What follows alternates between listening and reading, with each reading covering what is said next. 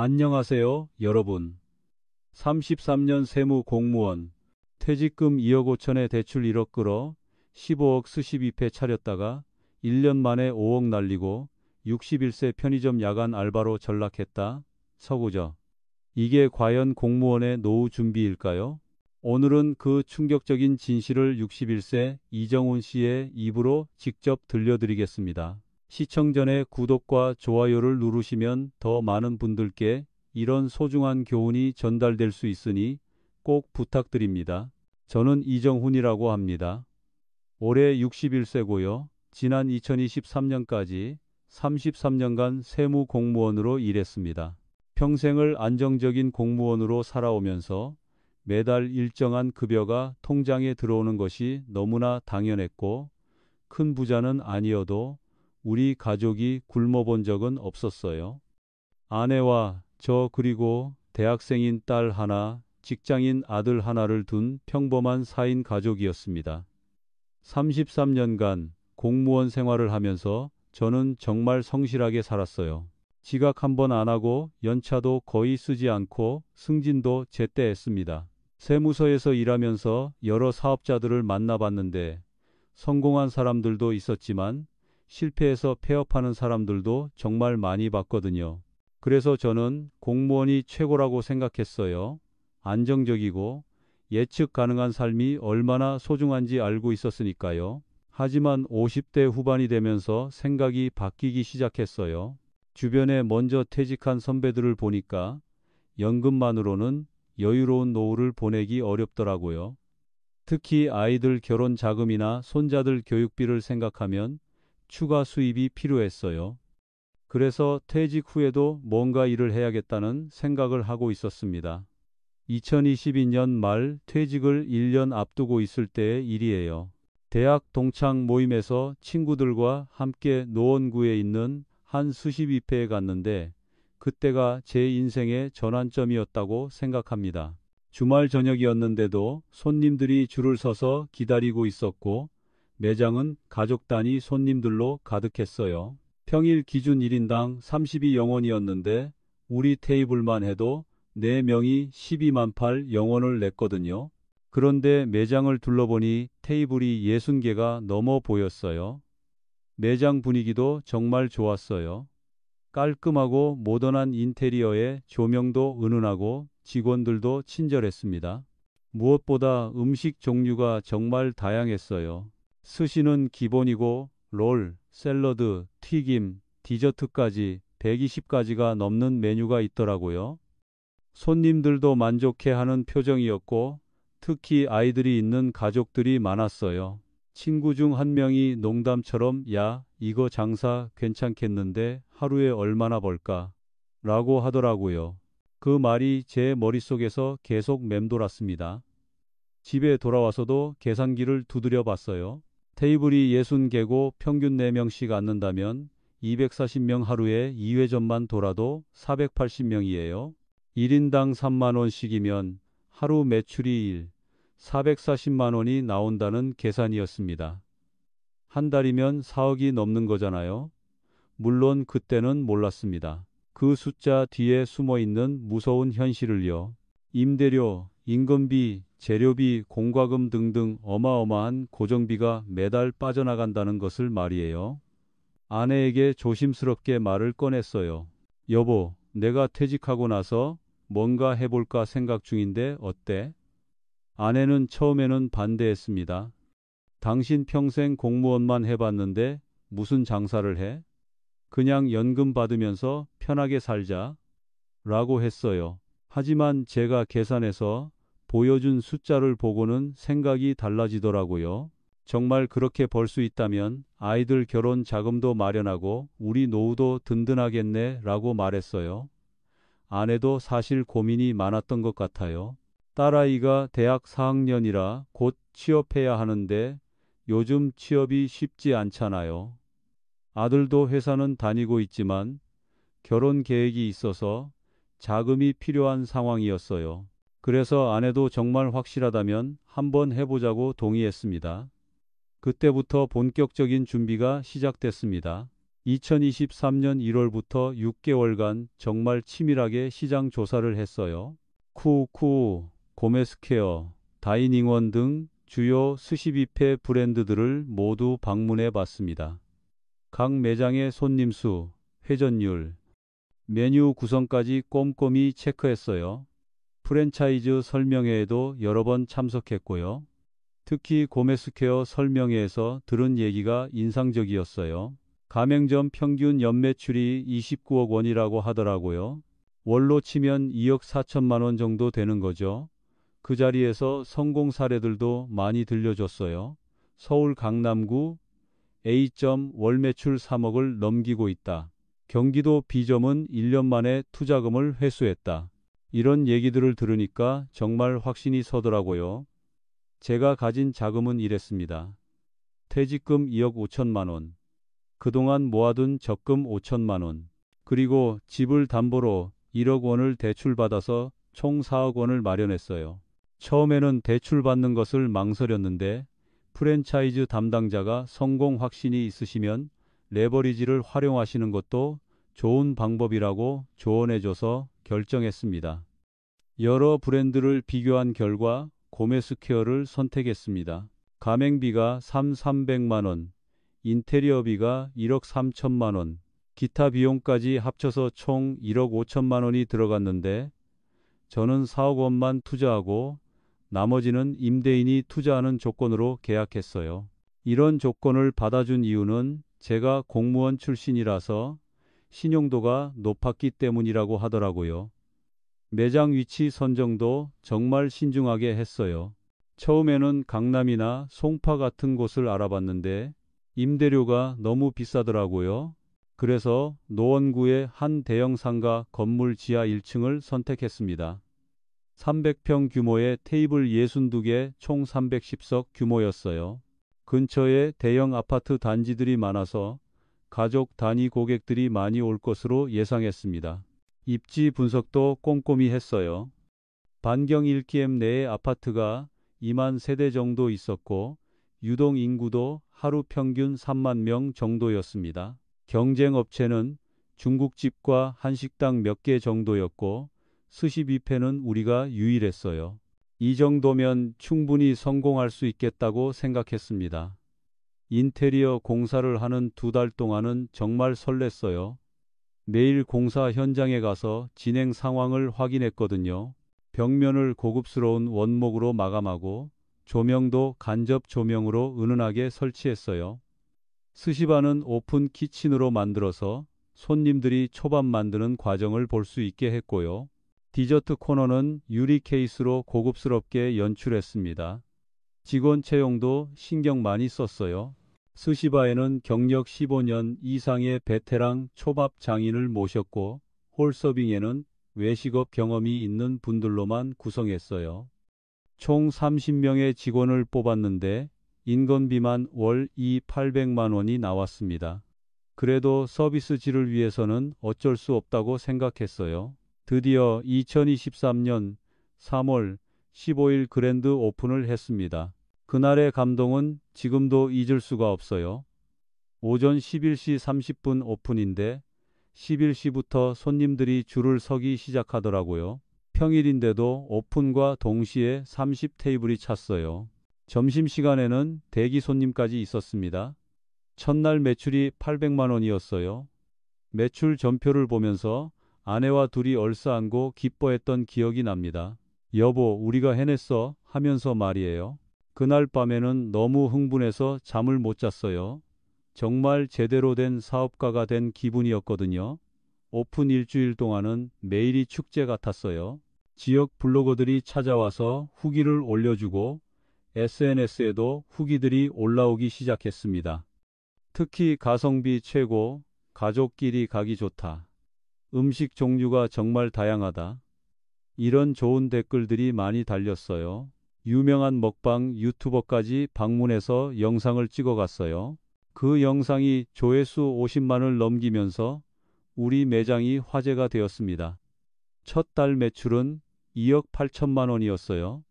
제가 예상했던 것보다도 높은 숫자였습니다. 하루 평균 매출이 900만 원 정도 나온 거죠. 특히 주말에는 하루에 200만 원씩 나올 때도 있었어요. 주변에서는 부러워하는 시선들이 쏟아졌어요. 정훈이 형 대단하네. 공무원 때보다 훨씬 많이 버는 거 아니야? 친구들이 그러더라고요. 그때만 해도 저는 정말 성공한 사업가가 된 기분이었어요. 가족들도 정말 행복해했어요. 딸아이는 친구들한테 우리 아빠가 스시뷔페 사장님이야 라고 자랑하고 다녔고, 아들도 회사 동료들을 데리고 와서 자랑스러워했어요.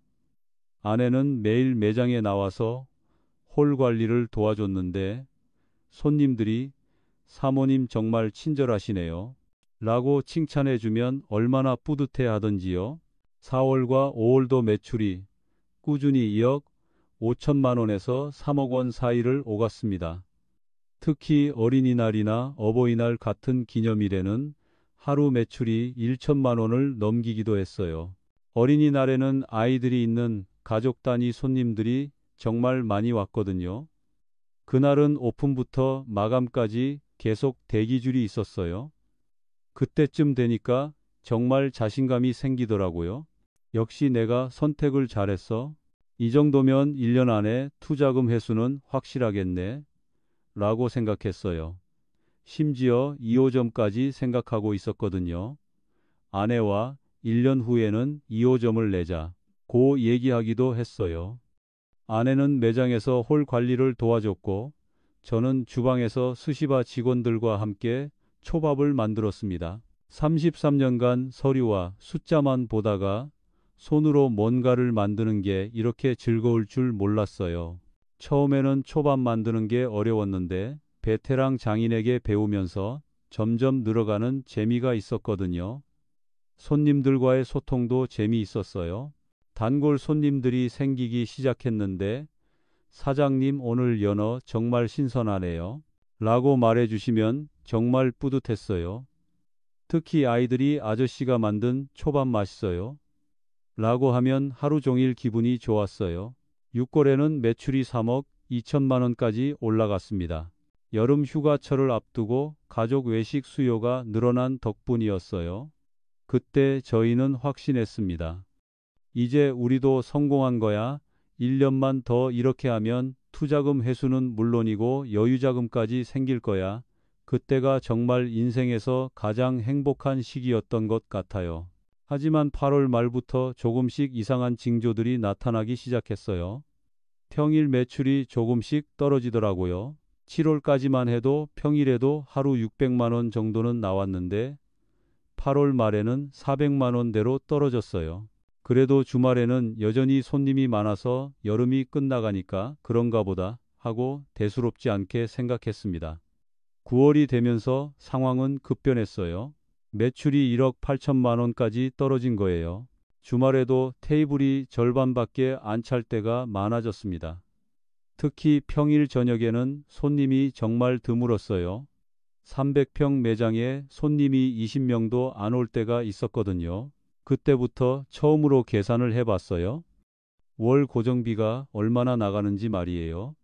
임대료가 월 3천만 원, 직원 인건비가 800만 원, 재료비가 매출의 45% 정도 되니까 800만 원, 전기세와 가스비 등 공과금이 500만 원, 프랜차이즈 로열티가 매출의 3%라서 540만 원, 기타 잡비까지 하면 총 1억 400만 원이 고정으로 나가더라고요.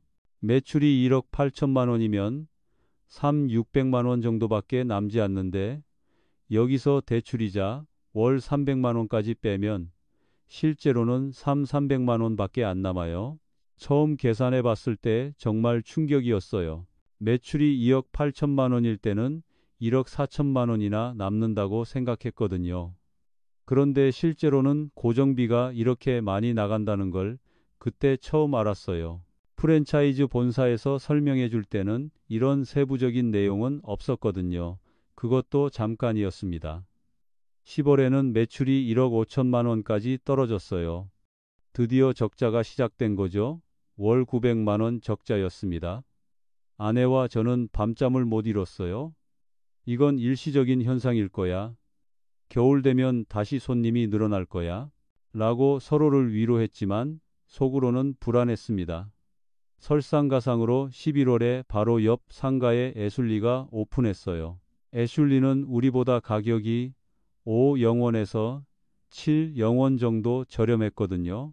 성인 기준으로 우리는 32영원인데 애슐리는 25영원이었어요. 손님들이 그쪽으로 많이 빠져나가더라고요.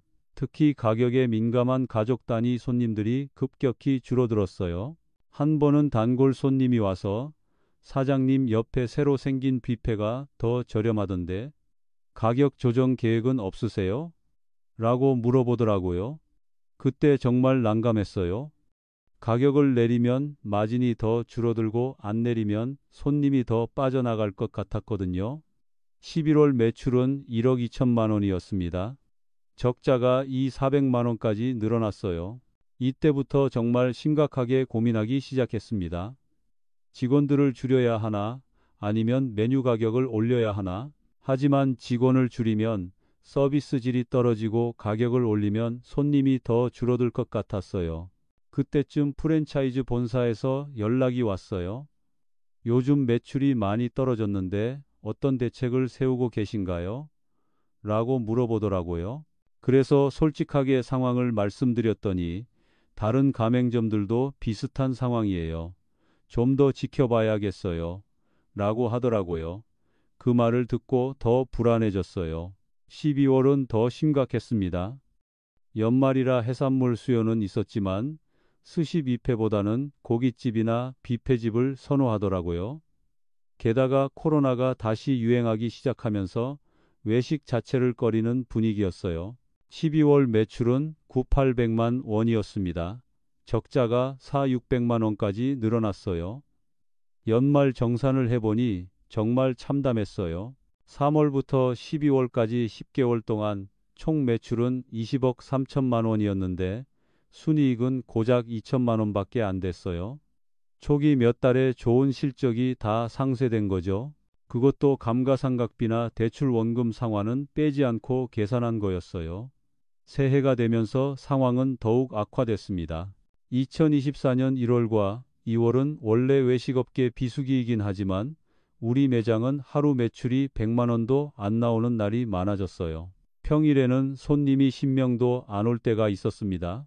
300평 매장에 10명이라니 정말 처참했어요. 그 넓은 공간에 직원들만 30명이 있으니까 정말 우스꽝스러웠어요. 1월 매출은 6,800만 원이었어요. 적자가 600만 원이나 났습니다. 이제 정말 심각한 상황이라는 걸 깨달았어요. 이대로 가면 몇 개월 못 가서 문을 닫아야 할 상황이었거든요. 이때쯤 되니까 직원들 사이에서도 소문이 돌기 시작했어요. 사장님이 월급 주기 힘들어 하신다는 얘기들이 나오더라고요. 실제로 2월부터는 월급을 주는 것도 버거웠어요. 제가 개인적으로 사채를 써서 직원 월급을 줘야 할 지경이었습니다. 사채 이자가 월 3%였는데 그것도 감당하기 어려웠어요. 아내와 매일 밤 회의를 했어요. 이제 어떻게 해야 할까? 조금 더 버텨보자. 아니다. 빨리 정리해야 손실을 줄일 수 있어. 이런 얘기들을 매일 반복했어요. 아내도 스트레스를 많이 받았는지 머리카락이 많이 빠지고 잠도 못 자더라고요. 3월에는 정말 충격적인 일이 일어났어요. 본사에서 연락이 와서 매출이 너무 낮아서 가맹 계약 해지를 검토하고 있다고 하더라고요. 월 최소 매출 기준이 1억 5천만 원인데 계속 밑돌고 있다는 이유였어요. 가맹 계약이 해지되면 간판도 내려야 하고 인테리어도 모두 원상 복구해야 한다고 했습니다. 그때 정말 하늘이 무너지는 기분이었어요. 가맹 계약 해지 위약금만 8천만 원이라고 하더라고요. 거기에 원상 복구비까지 하면 1억 5천만 원 정도가 더 들어갈 것 같았어요. 이미 적자가 누적돼서 현금이 부족한 상황에서 이런 돈을 어떻게 마련하나 막막했어요. 가족 회의를 했어요. 아이들도 불러서 솔직하게 상황을 설명했습니다. 아빠가 사업을 잘못 선택한 것 같다. 이대로 가면 우리 집까지 날릴 수도 있어. 라고 말했어요. 딸아이가 울면서 아빠 그냥 접자. 돈은 다시 벌면 되잖아. 라고 하더라고요. 아들도 아버지 더 이상 고생하지 마세요. 제가 도와드릴게요. 라고 했어요. 그때 정말 눈물이 났어요. 제 잘못된 판단 때문에 가족들까지 고생시키고 있다는 생각에 너무 미안했거든요. 특히 아들이 자기 적금까지 깨서 도와주겠다고 할 때는 정말 자괴감이 들었어요. 아내는 처음에 반대했어요. 이렇게 접으면 지금까지 투자한 돈이 다 날아가잖아. 라고 했거든요. 하지만 매일 적자가 쌓여가는 상황에서는 빨리 결정을 내려야 했어요. 하루 늦을수록 손실이 더 커지니까요. 손실을 줄이려면 지금이라도 빨리 정리해야 해. 라고 설득했어요. 4월에 드디어 폐업을 결정했습니다. 가맹계약 해지 위약금만 8천만 원이었어요. 인테리어 철거 비용이 8천만 원, 직원들 퇴직금과 밀린 임금이 6천만 원이 나갔습니다. 그동안 쌓인 적자가 2억 원이 넘었고요. 사채까지 합치면 3천만 원이 더 있었어요. 폐업 절차를 밟는 것도 정말 복잡했어요.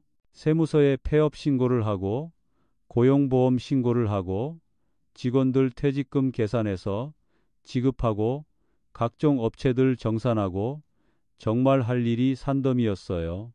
그런데 가장 힘든 건 직원들한테 폐업 얘기를 하는 것이었어요. 직원들 중에는 저희 매장에서 1년 넘게 일한 분들도 있었거든요.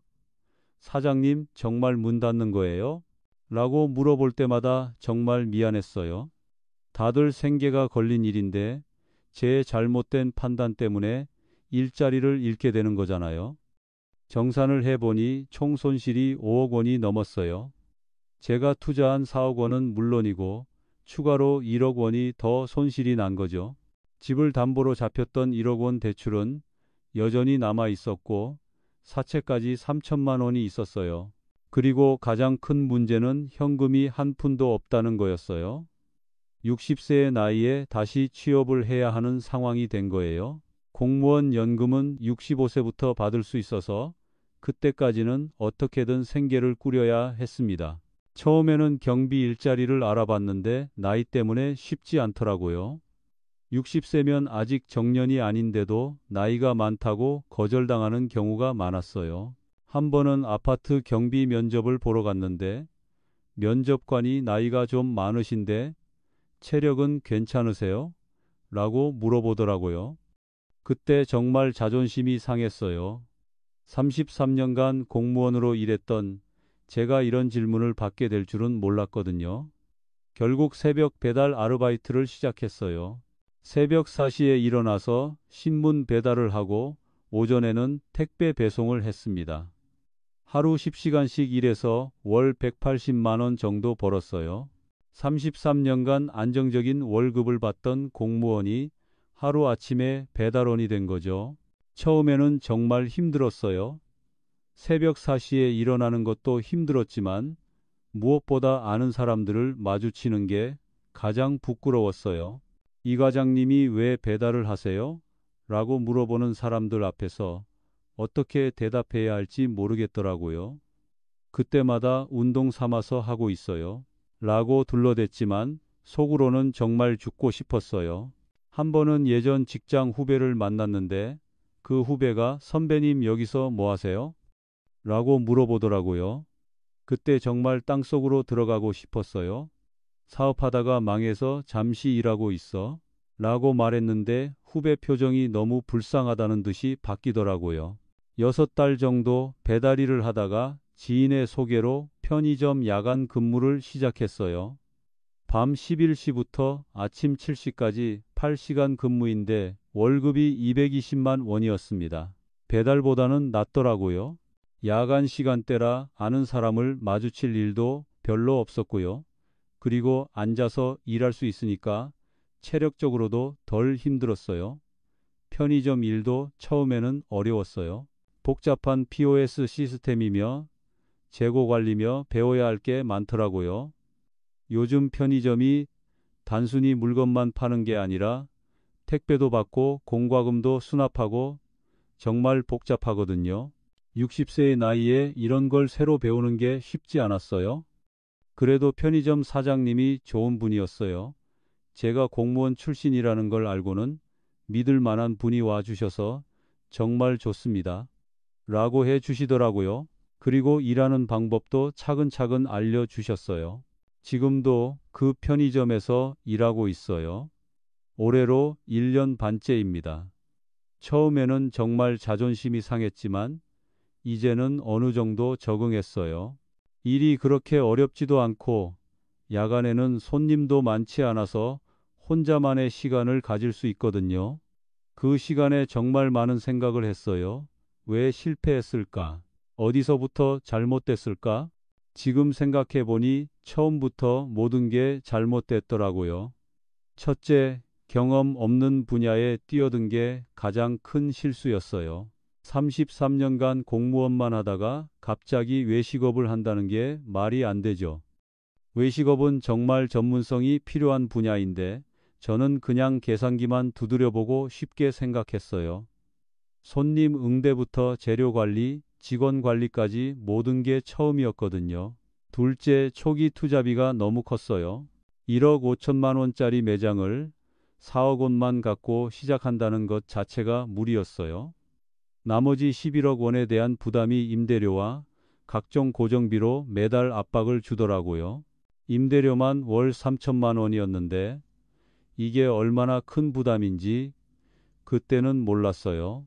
셋째, 시장 상황을 제대로 파악하지 못했어요. 코로나 이후 외식 패턴이 바뀌었는데 저는 과거 데이터만 보고 판단했어요. 가족 단위 외식보다는 배달이나 간편식을 선호하는 트렌드를 놓쳤죠.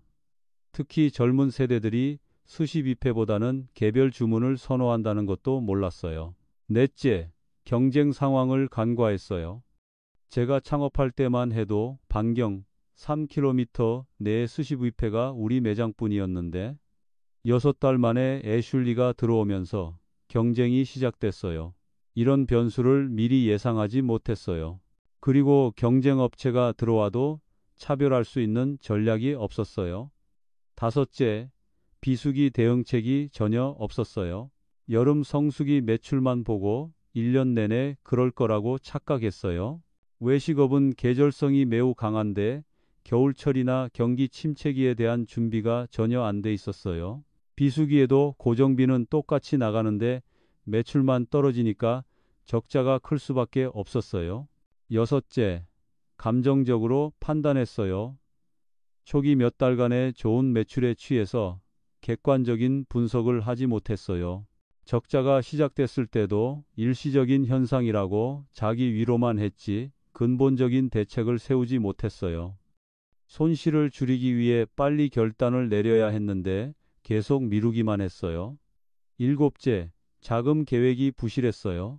운영 자금을 충분히 준비하지 않고 창업 자금만 준비했어요. 적어도 6달치 운영 자금은 별도로 준비했어야 하는데 그런 여유 자금이 없었어요. 그래서 매출이 떨어지자마자 바로 자금난에 시달렸어요. 여덟째, 프랜차이즈 본사 말만 믿었어요. 본사에서 제공한 수익 예측이나 성공 사례만 믿고 실제 운영의 어려움은 간과했어요. 본사는 가맹비를 받는 게 목적이니까 좋은 얘기만 하는 게 당연한데 저는 그걸 그대로 믿었어요. 지금 편의점에서 야간 근무를 하면서 하루하루 지내고 있어요. 월급 220만 원에서 대출이자 50만 원을 빼면 170만 원으로 생활해야 해요. 아내도 마트에서 파트타임으로 일해서 월 100만 원 정도 벌고 있고요. 예전보다는 많이 어려워졌지만 그래도 가족이 함께 있으니까 견딜만 해요. 아이들도 이제는 이해해 주더라고요. 딸아이는 아빠가 도전한 것만으로도 대단해요. 라고 말해주고 아들도 실패는 누구에게나 있는 거니까 너무 자책하지 마세요. 라고 위로해줘요. 가족들의 이런 마음이 제게는 가장 큰 힘이 돼요. 지금은 65세까지 5년 더 일해서 공무원 연금을 받을 계획이에요. 그때까지는 현재 일을 계속하면서 빚을 조금씩 갚아 나가려고 해요. 집은 다행히 지킬 수 있었어요. 대출 금액이 집값의 70% 정도라서 아직 여유가 있거든요. 최악의 경우에는 집을 팔아서 빚을 정리하고 작은 집으로 이사할 수도 있어요. 혹시 지금 이 영상을 보시는 분들 중에서 비슷한 상황에 계신 분들이 있으시다면 제가 겪은 실패를 반면교사로 삼으셨으면 좋겠어요. 특히 은퇴를 앞두신 분들께서는 안정성을 최우선으로 생각하시길 바래요. 창업이라는 게 결코 쉬운 일이 아니에요. 특히 외식업은 정말 전문성과 경험이 필요한 분야입니다. 저처럼 계산기로만 따져서 덤빌 일이 아니에요. 만약 정말 창업을 하고 싶으시다면 최소 1년 이상은 해당 업종에서 직접 일해 보시면서 현실을 파악하시길 바라요. 그리고 초기 투자금은 본인이 잃어도 생활에 지장이 없는 선에서 결정하세요. 저처럼 퇴직금 전부와 대출까지 받아서 투자하는 건 정말 위험해요. 설령 실패하더라도 재기할 수 있는 여력은 남겨두셔야 해요. 무엇보다 가족과 충분히 상의하세요. 사업이 잘못되면 피해는 본인만 보는 게 아니라 가족 전체가 보거든요. 저희 가족도 제 잘못된 판단 때문에 많은 고생을 했어요. 지금 제가 이렇게 말씀드리는 것도 저와 같은 실수를 하시는 분들이 없었으면 하는 마음에서예요. 물론 창업해서 성공하시는 분들도 많이 계시지만 실패하는 분들이 훨씬 더 많은 게 현실이거든요. 오늘 이 이야기가 여러분께 조금이라도 도움이 되셨다면 구독과 좋아요, 그리고 알림 설정 부탁드려요. 여러분께서 눌러주시는 응원 하나하나가 저에게는 큰 힘이 되고 또 다른 분들께는 소중한 정보가 될 수 있거든요.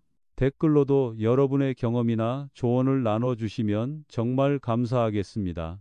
앞으로도 이런 현실적인 이야기들을 계속 들려드릴 예정이니까 많은 관심 부탁드려요.